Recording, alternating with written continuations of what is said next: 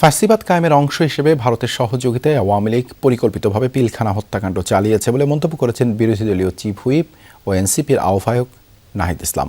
Stay সেফের double layer প্রোটেকশনই পিরিয়ডের heavy floor দিনগুলোতে আমাকে রাখে নিরাপদে। Stay safe.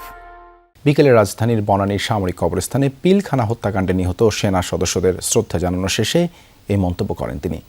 বলেন, আজকে বাংলাদেশের জন্য একটি মর্মান্তিক দিন। 2008 সালে আওয়ামী লীগ ক্ষমতায় এসে সেনাবাহিনীকে দুর্বল করার জন্য পরিকল্পিতভাবে এই হত্যাকাণ্ড চালায় বলেও মন্তব্য করেন নাহিদ ইসলাম। এছাড়াও তিনি বলেন, জিয়াউর রহমান ও খালেদা জিয়ার বিরুদ্ধে নেতিবাচক বক্তব্য দিয়েছে রাষ্ট্রপতি মোহাম্মদ শাহাবুদ্দিন, তাই তার ক্ষমতায় থাকার অধিকার নেই।